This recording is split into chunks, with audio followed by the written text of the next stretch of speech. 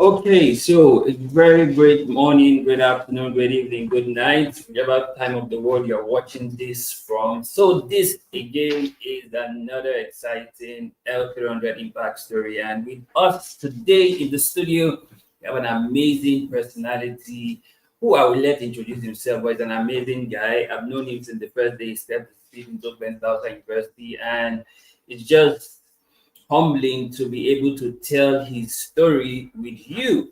Right. So this today in the studio we have no other person than Mr. Anthony Rawlings. Rawlings, how are you doing? Thank you so much, Mr. Alex. Speak out so that they can Thank hear you. Yes, yes, thank you yes. How are you so. doing, Rawlings? I am fine, sir. Thank you Good, so much, good, good. Mr. I Alex. see. I see that you're fine. I see that you're doing well. Let's begin this conversation in a very very interesting note. Yes, Can sir. you remember the first day you stepped your feet on campus? I know you were first in Heritage Campus, and then you're among the states that were moved to the Legacy Campus. How was it like that first day 5 years ago when you walked into the grounds of Benson outside University? Tell us about it.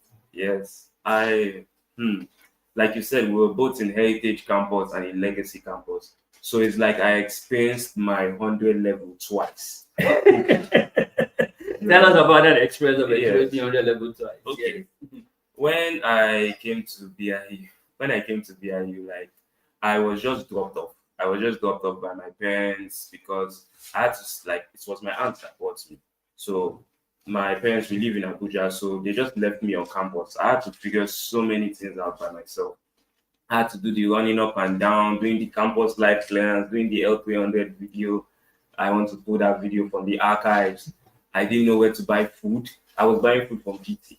A big boy. Big boy that year. They were just sending me money. They were just sending, I was buying food from GT. Have you eaten? Oh, I said, no, I'm not eating. I don't know where to buy food. We took you to a restaurant that year and I go and buy food from there. So it was crazy.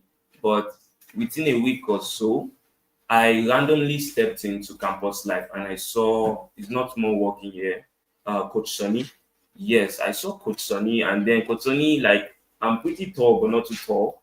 So Coach Sonny took an interest in me, and then he was like, "You should join basketball." I was like, "Sir, I use glasses. I use glasses, so I can't really play basketball in general because they need hand and eye coordination for basketball." So it was Coach Sonny from there. He started helping me with my 100 level clearance. So I really have to appreciate him for that because he was the one who showed me around BIU and the rest. Yeah, it was Awesome, Coach Sonny. awesome. That's great. So, Coach Tony, wherever you are, thank you for helping him navigate his just few days on Yeah, campus. yeah. So, you said you experienced 100 level twice. How Right. was the second experience when you Hmm. moved to Legacy Campus? It was frustrating at first because we found out when we were at home. So when I came onto Legacy Campus, what really helped me was because I was a student leader, so I was not really so new. So due to the orientation, I got to know many people that are already like on the campus, my close legacy friends and all. So they were helpful in guiding me on how to go about walking around Legacy Campus, timing and the rest. So when I arrived on Legacy Campus, it was blazing hot, blazing hot. Even when we had a prep, all our students had a prep before we entered Legacy Campus, and they told us due to our outfit that we're wearing, the black and white, that we should also have an umbrella because our outfit might be conducting the heat and the rest. So it was very hot. Was walking up and about there, trying to figure out how to navigate this new campus, which place to buy from.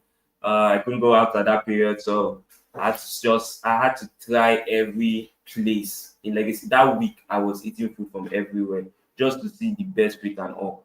But my struggle in Legacy campus because it was not really too much. I was just a novice. 100 level will come and ask me for direction, and I'll tell the 100 level. I'm in the same boat as you. I just came here. Okay, please ask this, my friend. So what really like made me a little bit frustrated when I entered there was that I'm an evening reader due to our lectures and all. So I didn't have like lights in Legacy Campus. They take it by 6. Light in the faculties, not in the hostel. Past 6, there's no light in any of the faculties. So thank God is because like law students came there, law students faculty, there is always light. Like always like we complain to our dean spoke up for us. But yes, that's how life was in Legacy Campus. I had to reinvent my schedule for reading, reinvent my schedule for movement. When I will even eat in Legacy Campus was also an issue because there's crowd and there's nowhere. You can't go outside. You can't go to the nearest vendor. You can't go to the Opals, the Marvelous. No, you can't go to the Edosas. You have it's only car and you have to queue in that line. That's it. But it's okay, you're no longer going to be queuing in that line anymore. Okay, so let's get into part of the gist for today. Now, we're going to talk about, tell us how was the L300 community, how did it add to your journey while you were in school? Because this is the L300 impact story. So we need to hear how the impact that the L300 program had on you as a student while you were here. Yes, for me, the L300 had an amazing impact for me because I was not just a student here, I was a student leader. So I was deeply ingrained in the L300 program. What I will really be very thankful for the L300 program is that I met a lot of people, like people with good characters, people who became my friend, people who motivated me. Because my roommates, when I was in 300 level, he was the best graduating student of SMS. Otto Philip Ogaga. Yes, he was the best graduating student at SMS. So I was already surrounded by students that motivated me, like students that were pushing me to go on. And I met amazing leaders. So generally, what I took from my days in L300 is resilience. Because all the tasks, all the events we had to do in school, I just learned to build that resilience to keep on pushing forward. So, there are some days we get the call in the morning, we get the call in the evening. We have to be on better field, we have to be on this football field, we have to be in chapel. So, truly, the L300 made me have fundamental friends. I can't really mention all of them, but I have to mention him because I was so proud of him when he told me that. And then when I told him my own, he was so excited. Yeah, we're gonna get to young very soon, but let so you've already been surrounded by best graduating students, and somehow we'll get there later. Yeah. So what would you say that in other universities in Nigeria they don't have programs like this? So imagine your stay here in BIU for 5 years and you didn't encounter the L300 program. How would it have been for you? It would have been, how can I say? Be brutally honest, please. Don't try to patronize them. Just tell us how it is. Brutally honest, truthfully, I wouldn't have been known in BIU, the school on campus. I'm sure I would have built a name for myself by God's grace in my faculty. But what the L300 allowed me to do, it allowed me to help so many people. Because when I saw the recruitment to be a student leader to join this L300, I just have the mindset of helping others. So this L300 helped me be like, how can I say, a foundational member, like really speak out to all the students and try to see how I can really help them. So it builds my image in BIU entirely, not just the faculty of law. So my identity was not restricted to Rawlings Anthony, the law students.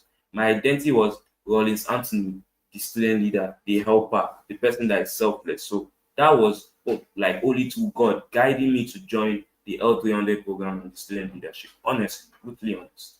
Awesome. So what are some of the skills you would say you picked up in your journey while you were on the L300 program? Yes, that is true. I already talked about one already, which is resilience. Yes. What some other skills I picked up during the L300 program?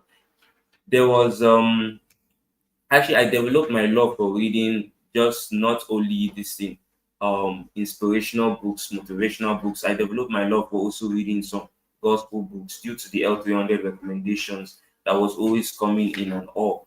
And personally, I always like to center the fact that majority of my skills that I learned from L300 came from not me just being in the L300 program, but mixing it with the leadership. So I learned resilience, I learned selfless service, I learned tolerance.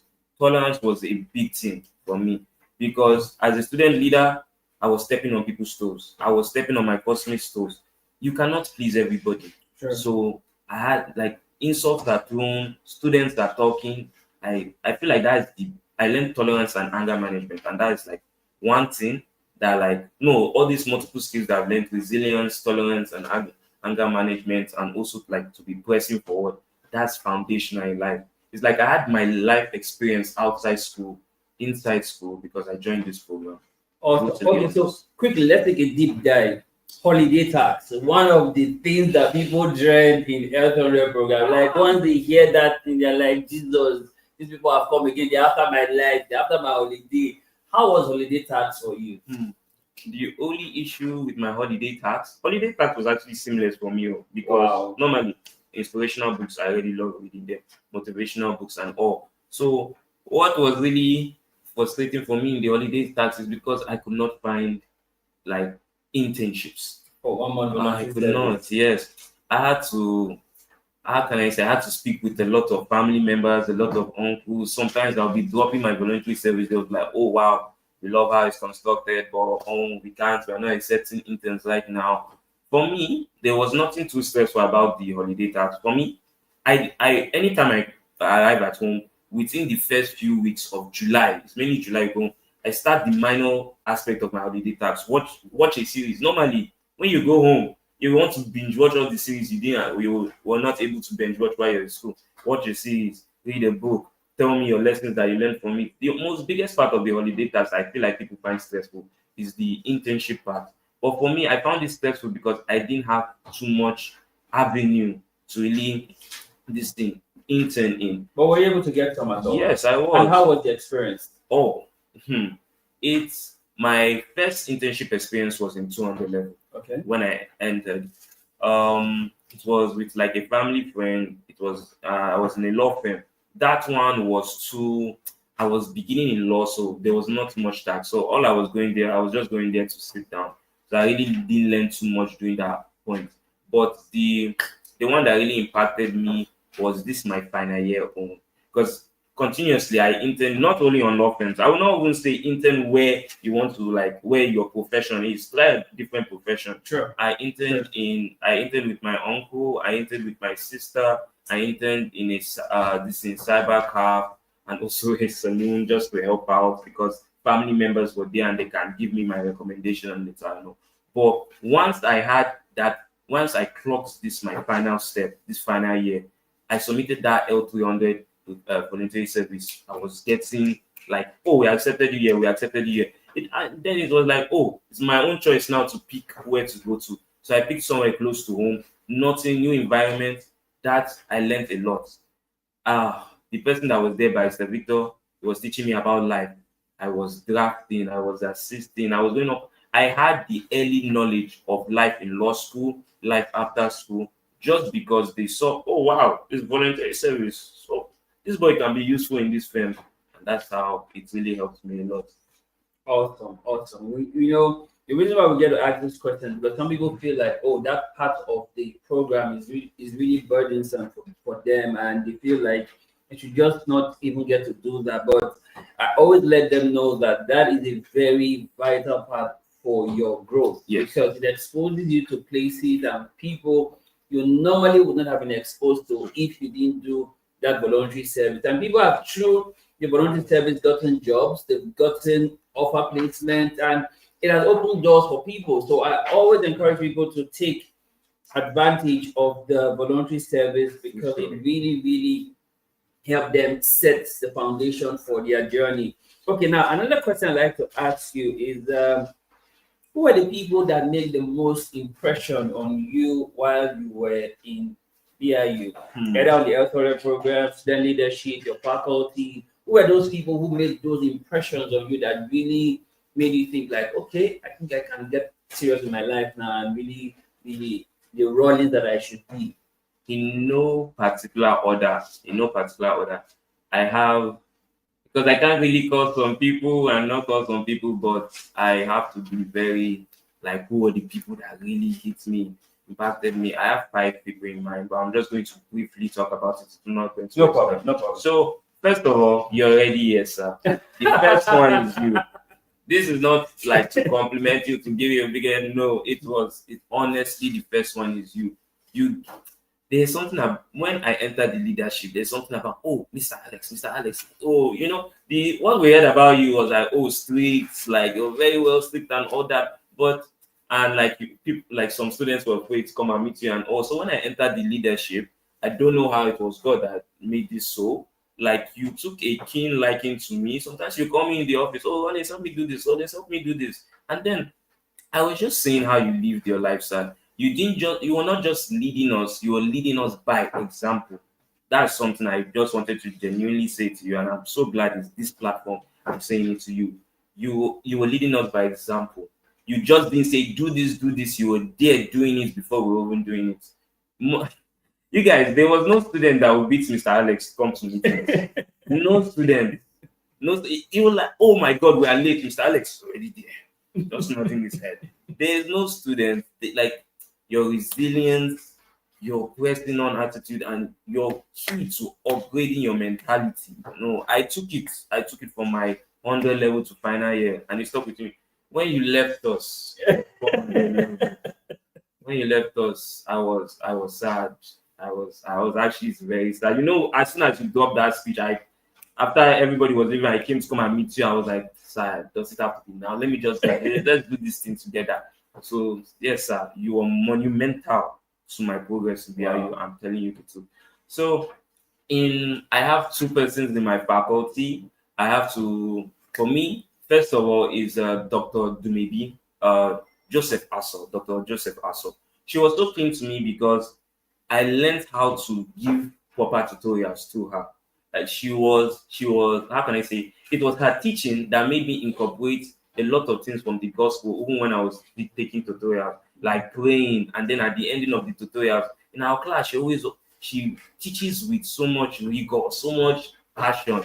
And then at the ending of the tutorial, she always of her normal teaching, she always say we have a sound mind, we have key, like she would give us scriptural verse to hold on to us.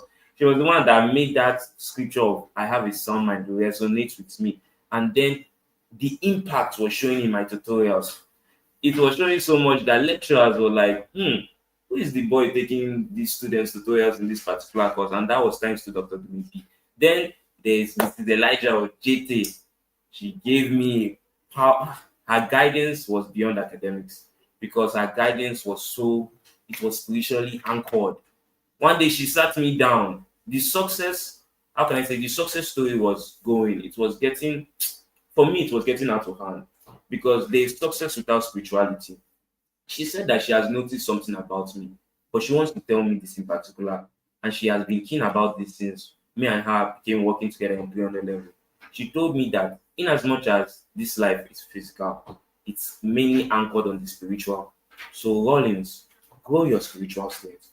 And that I held on to it because I felt like I was seeing so many appraisals, but I was like, there's something missing. And she was able to open my mind that day of what was missing, taking my spiritual life very seriously. Then I also like to thank my friend Ogaga. Philip, he was an encouragement. That's the roommate that was just Yeah, yeah, it was him. He was an encouragement. He was so calm, so chill. Like we only had me and him, we only had one issue once, and it was not even a serious issue. Like he's one of my key friends in BIU. Then I also like to thank that's the fourth person now, Rex. His name is Ogun. He was a law student, and he was already training me for the next level. He was one level ahead of me. He was already training me for the next level even before I even entered. He was not the high flyers like the first class, but he was so passionate about law. He was ready to tell me the brutal, honest truth and ready to take me along this ride. And I also like to thank my very favorite person, Onome. She is very close to me, and she made my stay in BIU one of accountability. She was my accountability partner in studies, in life, in spirituality, and she really was foundational. Awesome. Okay, so now we're going to let this cat out of the bag that we have been holding in. You are one of the valedictorian for the 2025 set. First time in BIU history, we're having two valedictorians, two 5.0. How was that for you, Ronnie? And it's good thing that we have both a male and a female. So we normally have just females. sometimes male, but now we have both gender, high flyers from the law faculty. How is it like for it to be you to be the president, knowing that you also had a best graduating roommate at one point, and now you are not just a best graduating from your faculty, best graduating from the whole university of over 1,000 graduates. How does that make you feel? It is so surreal. It is. I still can't really sit down and grasp that. Wow, all this really happened. All this really happened. First of all, I want to. It's like it's beyond a personal individual achievement. Sure. It's beyond because me and her, Peace Napoleon, we made history. Yeah, no, we're also going to be interviewing Peace also. Yeah. So yeah. We made history. Being both 5.0 on the dot and also being both in the same faculty, first in BIU history, boy and girl. And when I was getting briefed about everything that was happening, I was just nodding my head. I was like, oh, is this true? Because she was already there. So thank God I came to join her because she's brilliant, she's smart, she was hitting it, and I came to join her in the valedictorian sport because it was so amazing of the backing of my faculty when they saw both of our results. They were so contemplating. They were confused. What do we give? What do we give? So it just ended up giving both of us, and we made history. So, like I said, I can't really grasp it. It's so surreal. I have to just thank God because it was truly by the grace of God that brought me into this position that I'm in. And I pray that I don't disappoint behind.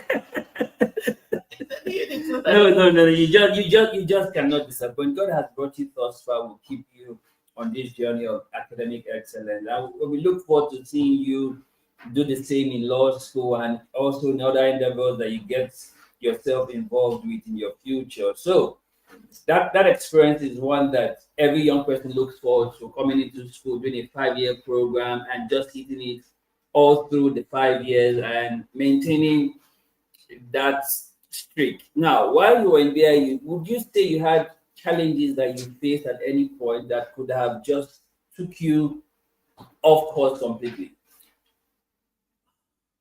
A lot. Okay, so tell us a few of them because some people it's good to share the success story, but sometimes also good to let people in about some of the struggles so they know that you are still a human being. You still have some of the doubts, you still have some of the procrastination, you still make some excuses, but you still didn't let that stop you from achieving your goals. So tell us some of the challenges you face. So forgive me, guys, for getting personal, but I need to tell you guys the full-on truth. My 100 level was not so bright. I was not supposed to come to BIU, but I was advised by my older brother to come to BIU. So when I was in BIU, I think I resumed late already. I resumed from towards my first semester. I entered in my first semester in BIU. And when I entered, a few weeks towards test time, that's when my sister called me and was like, my brother that was just sleeping the next morning, he didn't wake up. So it was very painful because I could not even wear the black on black because my faculty will not really understand and the rest. So I just had to maintain myself. My close friends, they were there.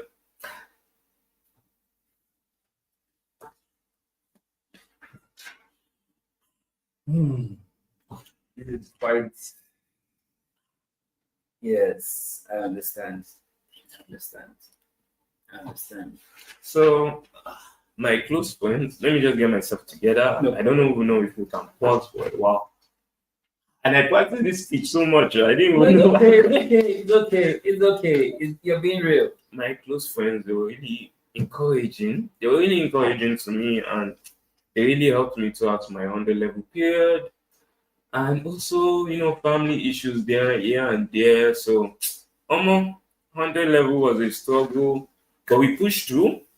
And funny enough, in my 100 level, I also had, since I came late, I also had complications with my results. I have to thank the Dean of Law Faculty as of then, Professor Mrs. Apogome. She was the one that helped me through my results in that my 100 level because we were going to meet lecturers. I don't even know. That's why I told you guys it's really by God's grace because I've never met the woman. She doesn't know anything about my family. She didn't even know anything about what happened. But I think that's the beautiful thing about BIU. We don't necessarily need to know you personally or to be of help to you, because everybody matters. One of the core values here is that people matter. So everybody we get to have contact with the men's outside university, we try as much as possible to show them that they matter. We don't need to know their history, we don't need to know their background, or just let them know that they matter, and we deliver as much quality service to them as we can. And I guess that's what Mr. Women did for you. Yes. While she was your dean at that time. Yes. Go ahead. So if it wasn't for her taking such a keen, like, oh, let's help this boy, because all my results were showing, like, at around that point there were A's, and then there were like 3 B's or so, 3 or 4 B's. So she was like, something is up. So she looked into it. So that's how we saw that some of my test scripts were missing in my 100 level and the rest. But at the end of the day, there was one course that was not really rectified at that point when she was still dean. So for my 100 level time, for my 100 level, when I entered second semester, I already removed myself from the mindset that I'm going to be BGE, best graduating student. I already removed myself from that mindset. God gave me another instruction during that time, which was to create an impact. So my 100 level second semester, the consistency started going through and all. So it was in my 400 level that they keyed into something is wrong somewhere, and then they still addressed that 100 level, that one course, and to God be the glory, they were able to rectify it and all. And that's why I said everything was really by the grace of God. I was throughout my stay from my 100 level towards my 400 level period, best graduating students. Valedictorian was a prayer point, but it was one that was already. I started with a setback, so my mind was not there. My mind was just making an impact in BIU, and God rewarded it. That's all I was saying. Awesome. So yes, despite that challenge, despite the setback, despite the fact you lost your brother, but look at you here today now, best graduating valedictorian, first time in the history of men's outside university, and you are one making that history with us. Okay, now, is there any memorable quote that has stuck with you while you were here at BIU? I saved this one for last because I wanted to put it within the challenges. And but I was like, let me calm, because this is really important. This was gained through the leadership system. I have to be brutally honest. I know many people, after they maybe watch the interview, they'll be like, he's really speaking so highly about the leadership system, but this was gained through it. Service. That selfless service is rewarded, but it's not rewarded by the fellow human beings, it's rewarded by God. So when you serve, you should not seek for a reward. I've been in the system from my, let me say 200 level, because 100 level I started, but not fully, in 200 level. So the selfless service I do in the system translated to what I was also doing in my faculty. It was translated to what I was also doing in my faculty. So the memorable quote is that I can't really keen it so much, but I'll keen it like this: God rewards selfless service, service without a reward. You understand? You should not look for a reward. Many things I did for the system has been a HRA twice, 400 and 500 level, being multiple times a course rep in my faculty, and handling a lot of duties with the lecturers, and also as a tutorial head and lead, was just because I wanted to serve and make an impact. And it did not go unrecognized by them, because they recognized it. So you recognized it. But God, in as much as they recognized it, God recognized it so much more. And that's how I'm moving, having this podium, having this privilege to talk to everybody and share my story. So one thing I will really advise everybody in life is that get ready to serve, because God rewards selfless service. You should not really have too much of an interest when you are serving. It's supposed to be selfless. God is there. God knows your heart, so you will know whether that service is selfless or not.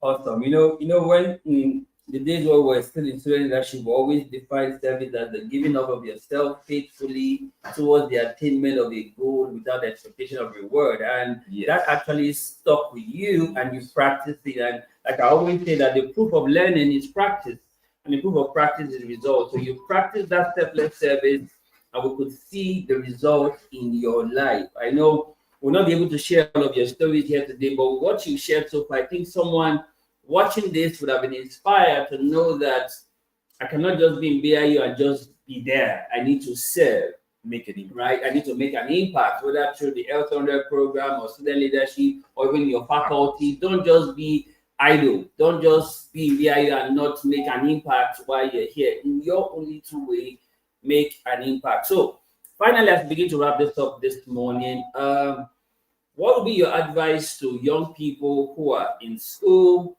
who are in the program? How would you tell them to do when it comes to the program? How do you want them to approach the program moving forward, knowing that this program helped you?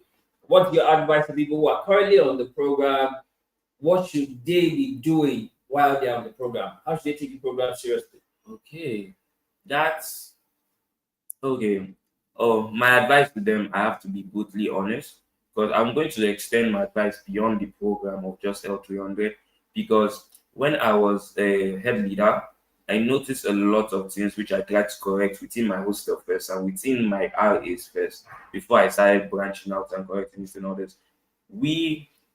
Some of us are too overzealous. We are too overzealous and we end up carrying, is it biting more than we can chew? Yeah. We end up carrying too much on ourselves.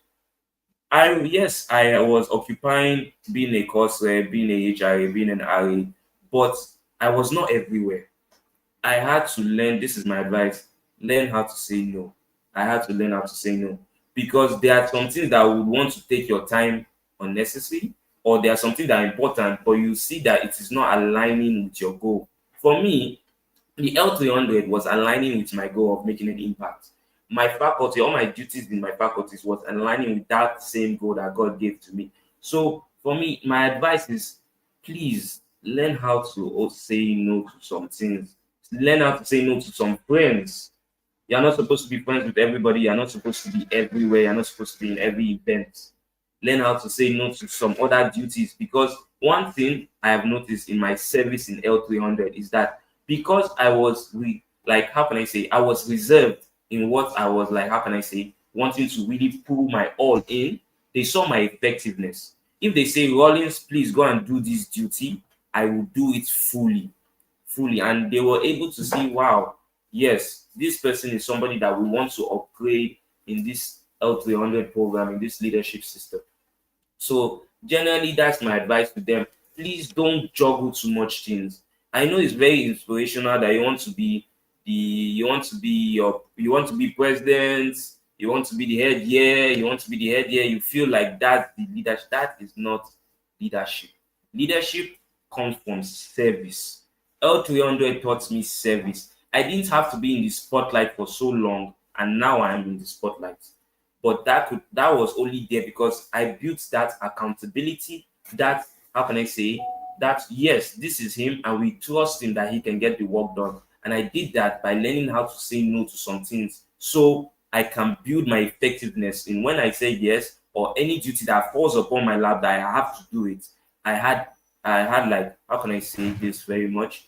I had pure effectiveness in that particular duty. I was full in, I was keen in because when some people will be like, they don't want to do some things, but they will say yes. And then that will open that window of them seeing that, oh, this person is not serious. Like, oh, I've been telling you to do these things. Why haven't you done it?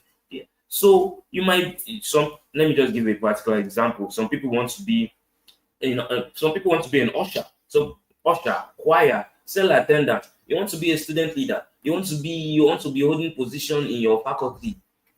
Like, calm. You will still be able to reach other position in life. But as you're in school, learn to be effective in your duties because all this will not lead to proper effectiveness in all those duties. Learn to serve. Learn to be effective. That's my advice. Learn to say no to some things. Learn to sacrifice. Sacrifice some things. You don't need to be everywhere. You don't need everyone to be around you. It's you. This journey is you and God. And you can do it. So anybody that's watching, you can do it. Awesome. Finally. You talk about productivity. So give us a clue about that and tell us how to find more about that from you as we wrap this up finally now. Yes. Well, In basketball terms, Mr. Alex just shot me a layup, so I have to shoot it in. I have to dunk right now because yeah, I talked about productivity because I started a brand for myself called Raw Productivity. That's why I said he stopped, like he threw me a layup right there. So raw productivity comes from my name, Anthony Rawlings. Raw productivity is because along the line in my university journey and in my personal life journey with God and also with my academics and with my social life, I found out that there were like key principles that I adhered to that was really fundamental in my productivity journey. So I wanted a platform, I wanted an avenue to build that brand and to give advice to others so they can achieve what they set to achieve in their particular stage they are in life. That's why I started the raw productivity because productivity is a key part to what helps me doing my 100 level towards my final year. People saw that productive outlook, and sir, thank you for also recognizing that productive outlook. Yeah, so Come that's on, why I started that. that's the least that we can do. That's the least that we can do. And yes, we're wrapping this up. We're wrapping this up finally. Rollins, we want to say a very big thank you for taking out time to share this moment with us. This is your big moment. You are being celebrated in Ben Dawson University right now as the best graduate student alongside Napoleon Peace, who is from also your faculty of law. And it's just amazing to see how far you have come from your journey as somebody who didn't know your way around here to somebody who's now the star boy of the university at the end of your 5 year stay. So once again, we thank you. Best Dawson University is always doing this, bringing out the best in people, and we could see that because you chose to study here, you have set yourself up for greatness in life.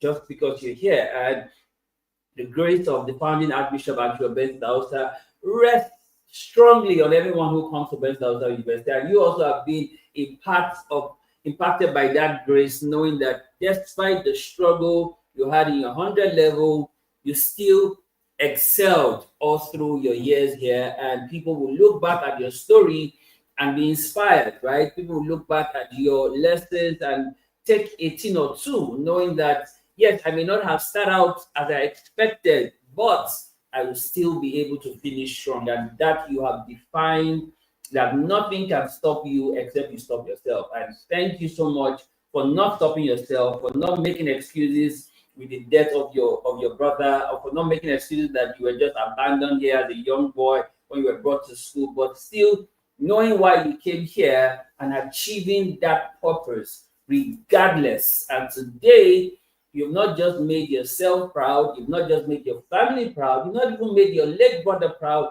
you've made the university proud. Like I said, this is the first time in BIU history having two valedictorian, two 5.0, two from law faculty, a male and a female, right? I don't know who would